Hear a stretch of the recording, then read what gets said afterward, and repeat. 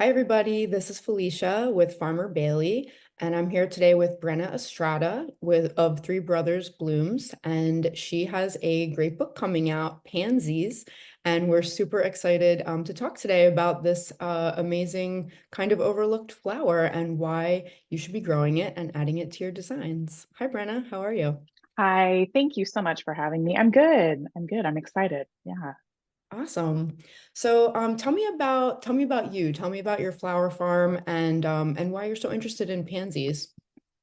My flower farm it's a pretty small farm. We have about 2.5 acres on Camano Island here in the Pacific Northwest. I grow probably on an acre at most in the back space. So it's a smaller farm in comparison. I have to really maximize my space. I have three boys and they were kind of the root and the start of it all. So they've been present and helped me keep things going. It's very much a family. We don't have employees or anything. I have to be very conscious about my workload because we are a very small farm. But the island's beautiful. The weather's beautiful. We have a constant sea breeze. We tend to stay a couple degrees warmer than kind of the other areas around us in the winter and a few degrees cooler in the summer. So it lends to really beautiful cut flowers. That's Yeah. wonderful. Yeah, such a beautiful environment to grow in. Yeah. So how did you get interested in pansies as a cut flower? I was a 911 dispatcher for about 16 years, and that was after I spent 5 years active duty in the Marine Corps. So I had had 20 years of just very high stress, fast paced type work environment. And I knew I needed a change, and I wanted to work with flowers. And I found that Floret was hiring. And so I actually transitioned from dispatch into working with Floret. And being there with Erin, you get this massive crash course in how to grow everything. And the year I started was the same year she was trialing pansies and trialing them for cut flowers. So I got to be there through that whole process and watch what she was doing. And she made this beautiful resource and sold all the beautiful seeds. And it just really blew my mind because I'd never seen pansies in those colors. I'd never seen the option to grow them as cut flowers. I hadn't even seen them with ruffles. All I'd seen was the red, yellow, purple with the blotch at Ace Hardware and, the garden stores and a very typical pansy that you've seen for decades. But she was just showing these things that I didn't even know existed. And I was so intrigued. And then, as she was busy and moved on with her year in flowers and discovering dahlias, I kind of just took those pansies and really focused on them in my own garden. I was really, really curious. So I started doing my own trials and found every variety I could source and growing them and pushing the limits and testing the stuff that I've been told about them. And it just led to more and more questions. Got all the old books, led to more questions. And so, yeah, just kind of all fell down a really big pansy hole, I guess, from there. Yeah, the range of shades and shapes now is kind of mind-blowing. Again, those weren't something I'd ever seen at all. No, not at all. And that was kind of my biggest question is, well, if this variety is here, what other varieties are there that I don't know about that I'm not seeing? And then the question of, well, why am I not seeing them? Why are we not able to access seed for these beautiful varieties more easily? And so that was, kind of my deep dive and really trying to understand the pansy's journey and why can't we grow these more easily? And that's where I found out about all the varieties that used to exist, all these colors and these ruffles and these shapes of things that you just couldn't even imagine or believe they existed. And they just became lost sorts. So my hope is that we can realize, okay, well, if it was here, it can be there again, and we can further the hybridizing and get the seed companies to realize that, hey, this is what we want. These are the pansies we want, the ones reminiscent of the old fancy pansies and ones that are great for cut flowers that still have those trailing habits about them. And yeah, I'm hoping that we can shift back into it again because they are just extraordinary. Yeah, and I think we've seen this too with Farmer Bailey kind of pushing the breeders to pay attention to what we want here in the United States and the fact that we couldn't get the varieties we want, the Lysianthus, Roseanne Brown, the celebs. And why not? We know what designers want, we know what we want. How do we impact them and say, you got to listen to us? Like, we know what we need, please speed up the access to these products, because they're primarily dealing with huge orders of millions of seeds. But floriculture is growing in the US and the small farmers are increasing and we want this stuff. So I think you are a part of, the vanguard of making that impact. So thank you for taking the time to bring this to the forefront because 2025, year of the pansy, it's not going anywhere. Um, Tell me about your growing conditions. Are you growing yours in the field, in a tunnel? I have not grown mine in a tunnel yet. I do have some flower friends in the area that grow in tunnels and they have really good luck with it. Um, I grow mine all out and open. And one of the reasons that I actually chose not to do tunnels and other methods during the writing of the book is I really wanted the book to feel accessible to everyone. I really wanted people to see that, and the pansies in the book aren't perfect in every photo because they are just grown in a natural environment. I don't use chemicals. I grow all organically. I want to make sure that the wildlife around me is not harmed in any way. We have a ton of wildlife on the island.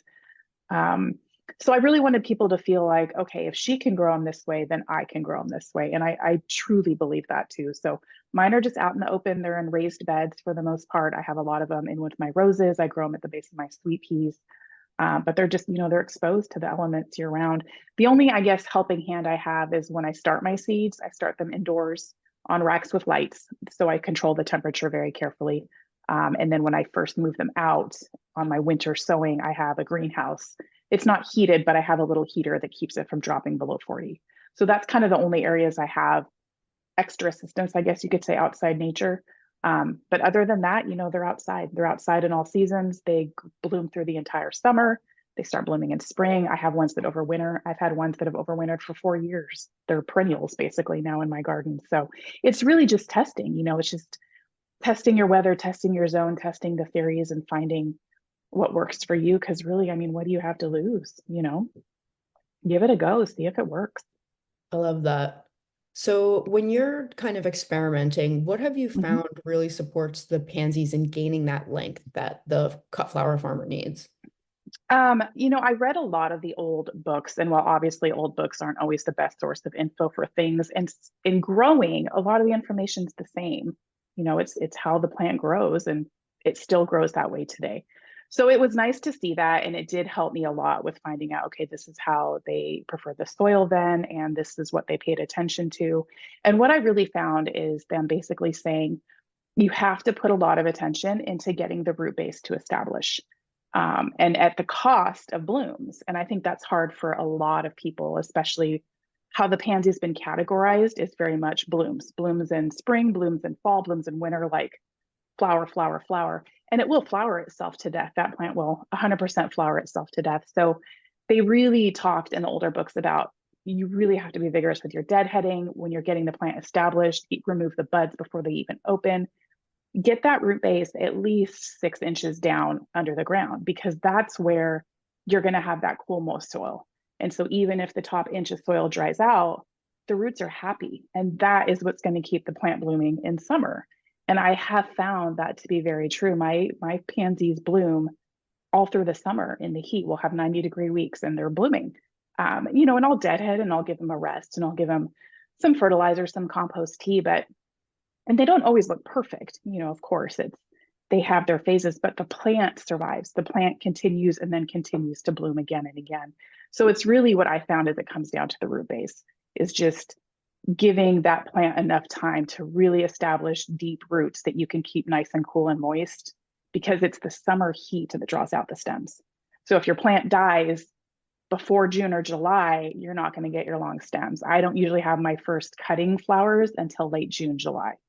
So it's after the plant goes through its spring bloom and then it starts to trail and you train those stems to grow up. And that's where, yeah, you cut. So you've got to get that root base happy to withstand the summer heat, which is what lends the long stems. That's great advice. Thank you for Yeah, that.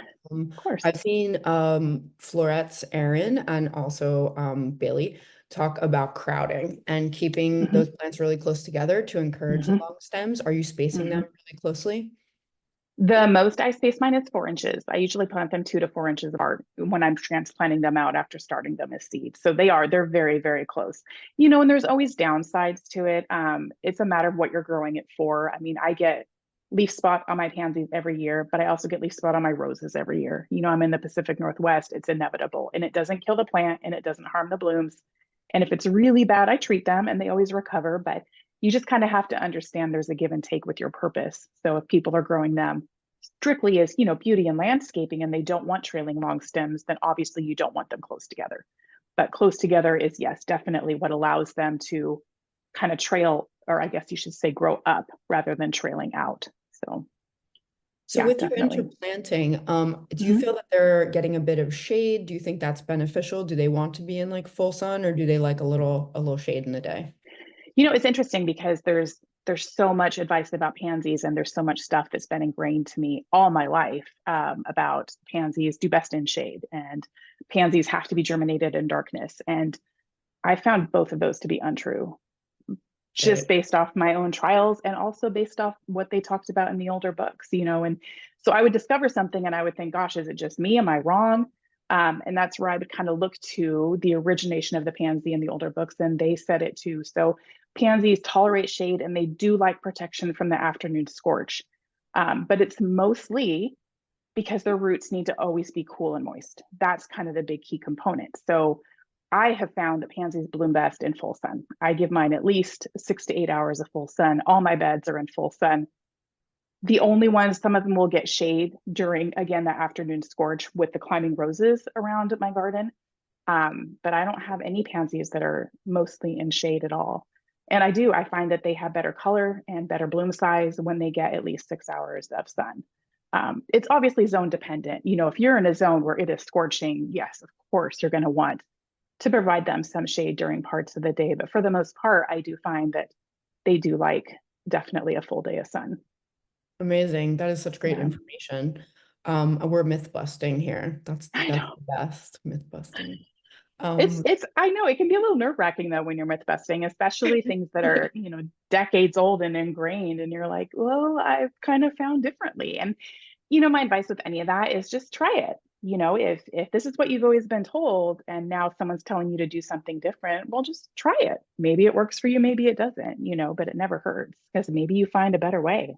So, Yeah, we love experiments. We always encourage mhm, people to experiment. And I know that you do sell pansy seeds in your mhm, kind of regular pansy seed drops, and also have suggested people try plugs if they mhm. didn't have the time or the space to seed.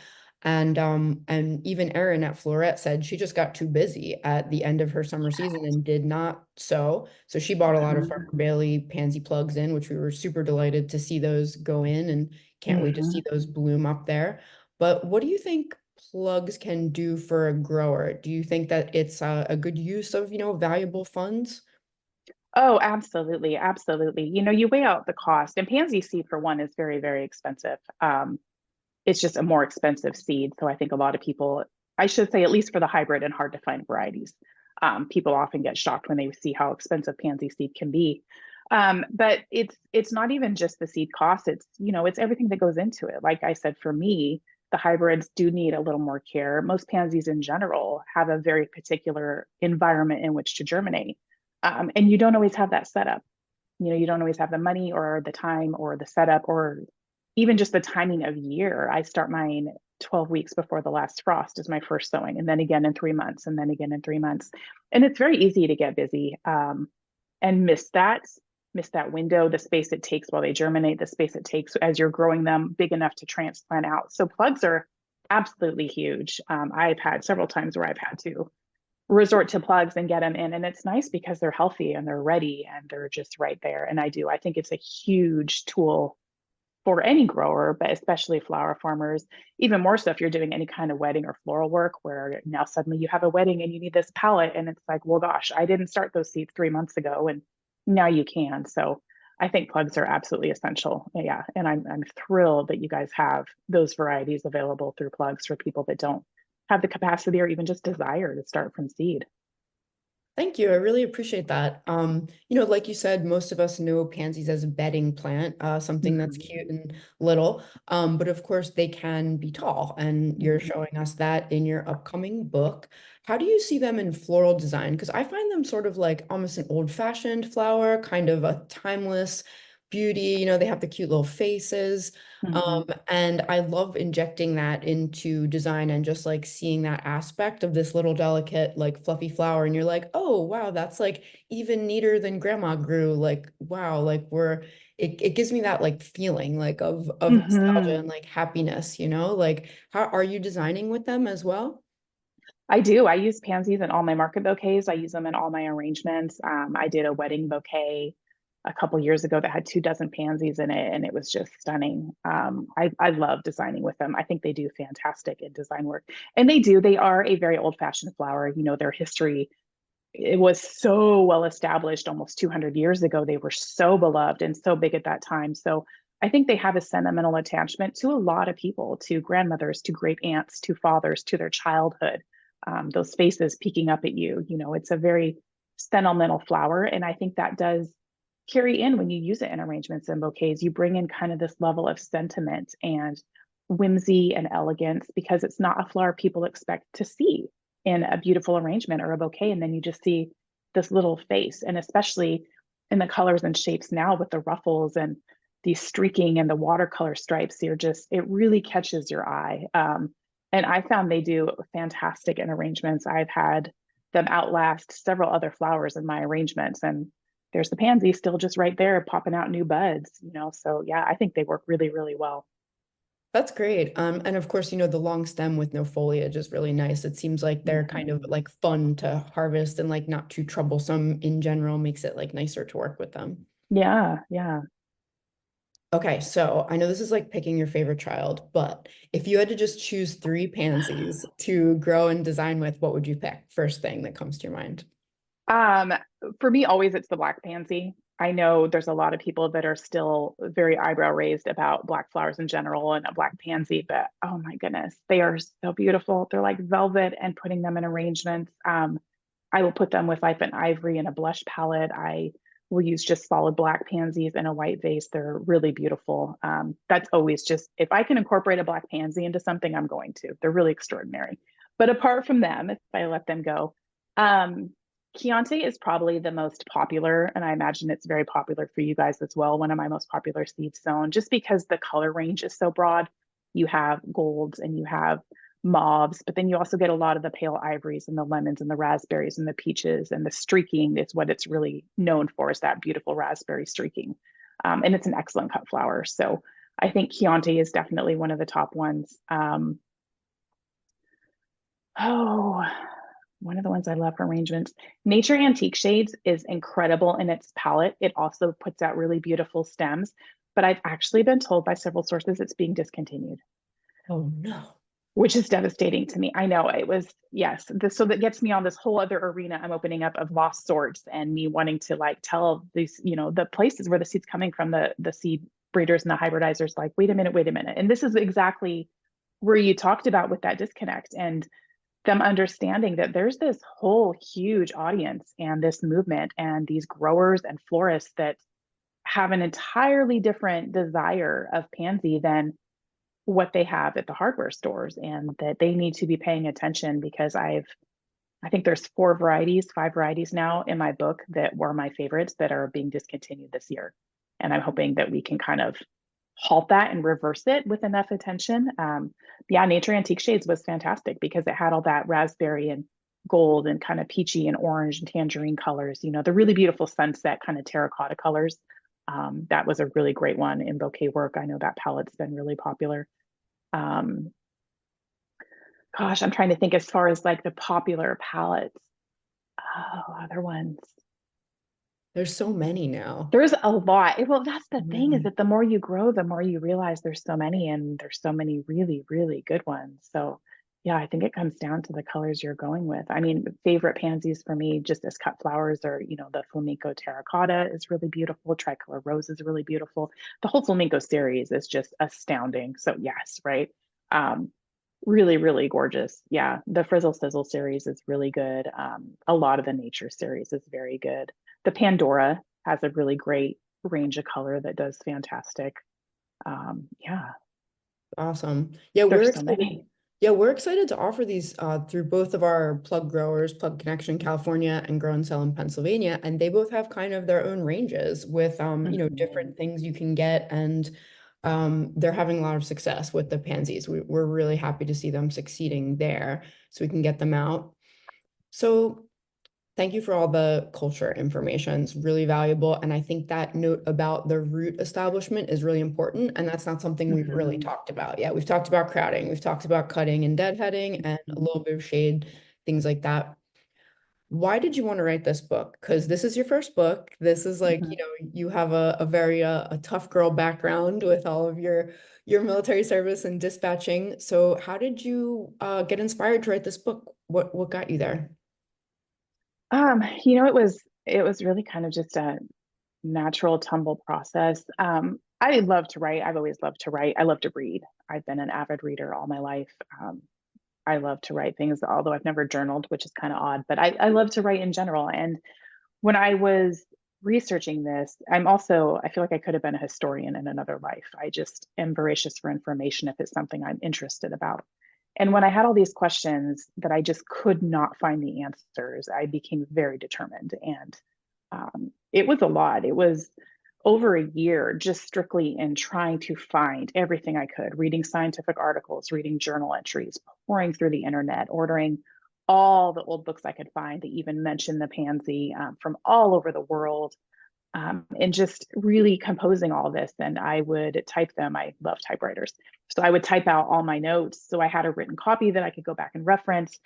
And it's interesting because a lot of them I even found contradicted each other. You have books written when there's no fact checking, there's no internet. So it's kind of just Bob's word of mouth down at the local pub. And you would see all these differences, but I'm sure it's the best they could do at the time. So it was not even just, okay, well, this book says this, but then I had to go back to the book that they were quoting because they misquoted it or the information contradicted this information. So then I had to find that book. And it was just this whole massive rabbit hole. And I thought, surely there are other people that have these questions that don't have a year and an embarrassing amount of money that I invested into buying all these old books to find the answers. And I thought, well, gosh, I mean, I'm in the perfect place to share all this. Why on earth wouldn't I? And then also just seeing all these pansies disappear, all these lost sorts. I feel like if this is something I can do to just kind of get them to pause and bring these varieties back and get more interest in hybridizing and more people out there wanting to say, hey, I want to hybridize pansies. I want to bring back these colors and these shapes and sizes. I would love to inspire that. So it's really, I almost feel like more of a messenger. It's really just me sharing, look at this flower. Like, look at all the stuff we assumed, all the stuff that's been forgotten, all the stuff that's been overlooked. Look at how beautiful it can be. Please pay attention to it. Let's work together and get it back to where it deserves to be. I guess is kind of a very long-winded way of saying why I wrote it. Yeah. That's amazing. I heard you have a title from your publisher, a little title. Oh, yeah, they started calling me the ambassador of overlooked flowers. Yeah, and I love that. I will own that. The flowers like the pansy, the bearded iris, the gladiolus, like all those stuff that just I think they were so big so long ago that they've just been kind of categorized as old-fashioned and not really looked at again with a fresh set of eyes, even just to understand why they were so big then. They were big then for a reason. And even though the color palette then may have been different, they can still be just as big and beautiful with a current color palette that people love. So I think it's just giving them a little more credit than they've been giving because, yeah, and tons of annuals. I mean, there's so many beautiful annuals too that are just overlooked for how absolutely fantastic they are. Yeah. Yeah, I really love that you did a deep dive into the kind of old books to like just really see what's out there. That's something that we encourage people to do all the time. We don't have to Mhm. reinvent the wheel here. These things have been grown for hundreds Yes. of years, and it's great to kind of like cross-reference all those things and be like, well, was this ever checked or can I try it? What do my Mhm. experiments say, in contrast and comparison to Mhm. the literature? So that's really great to hear. So tell me about the book. When is it coming out? How can we get it out there? When can people order?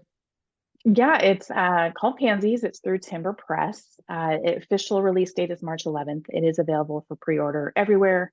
I have signed pre-orders on my website. I would love for people to support their local independent bookstore. I know a lot of people have ordered it, gone to their local store and asked them to order it in for them, which is amazing. So yeah, but as of March 11th, it'll be on shelves. So it's I exciting. can't wait to see it. I'm like Yeah. anxiously waiting my Oh, copy, thank you know? you. Let's see. What other flowers are you growing that you are feeling really excited about for this year? Bearded irises are my second love. I love bearded irises. I'm always excited about them. Poppies, I've been growing more and more poppies. I really love poppies. I know people have a hard time with them as a cut flower, but you can get a few days out of them if you do it right. Yeah. Um, yeah, and just other annuals. I've especially with this year being so busy. I'm doing a lot of traveling for the book, and I'm not going to be here, so I'm trying to make the workload manageable because my boys will be basically running the farm in my absence. So I'm trying to be careful with what I grow, so that it falls into something that's easy for them. They are really good at harvesting, so they do really good with annual phlox. I love phlox; it's fantastic. Snapdragons, stalk, things like that that are just a very good flower, very easy to harvest and care for. And yeah, I think I'm wrapping those up this year. Amazing. Phlox, stocks, snaps. Love Yeah. those. So beautiful. Fun to hold, fun to look at. Hmm. And the stocks, of course, the aroma is Oh my unbeatable. gosh. I Yes. absolutely love that one. So, I definitely want to encourage everybody to get to their local bookstore, request that book. Your local bookstore will order pretty much anything you want for you, which is such a cool resource and a fun way to support them. Yes. And also give them the info about like, what do we want? Like, what should you be Hmm. holding here for us? Um, is there anything I didn't ask you that you'd like to talk about or like tell us about the book? Um, it's I just feel like this book kind of has a different mission. Even if you feel like, okay, maybe I don't want to necessarily buy a book on pansies, even just peek at it at the library, peek at it on a shelf. Just give it a look. My whole hope is just to get people to see, oh my gosh, is that a pansy? And really, they can be grown like this. I have them in vases throughout the book. I have them blooming in summer in, my garden. I have them in arrangements. I gave examples of just ways I love to arrange them. And I would just really love for people just to give them a chance to break that stereotype of what they've been stuck as for so long and just see that there is so much more to this flower. And I really hope that this is just the beginning of getting it back into mainstream floristry, back into flower farmers, crops, back into floristry work and bouquets and wedding bouquets. Yeah, I would love to see a lot of those lost sorts come back. Yeah, I really want to just casually start carrying a bouquet around. Like, why wait for Yes. the wedding? I want a corsage. Right? I need more flowers just Flowers everywhere. It's funny, I daily talked about fashion. that. Yeah, I thought I'm just going to start carrying bouquets. And then you always in your day find a person that just needs an uplift. And what if that's the time you pass it off? You know, Yeah. just carry it until you find that person that day that just needs a little extra and you pass your bouquet. Yeah. And of course, But we've yeah. known this, right? This is in our hearts, but now there's this big study out that's from Harvard and Massachusetts General Hospital that has scientifically proven flowers elevate your mood. That good mood is contagious. They reduce anxiety and depression. Like, what can't they do? Let's give them their place in our day-to-day life, whether it's in the garden I or in the house. Yes, absolutely. Absolutely. And I think they can also be a form of art. I encourage everybody to practice flower arranging. Grow your flowers and arrange with them. There's no rules on arranging, especially if it's for you or you're gifting it to somebody. Everybody can do it. And it's for me, it's my form of art. I don't paint, I don't draw, but making a bouquet is, the nature is my medium and this is something I'm creating. So I encourage everyone, if they've never done it, to try it.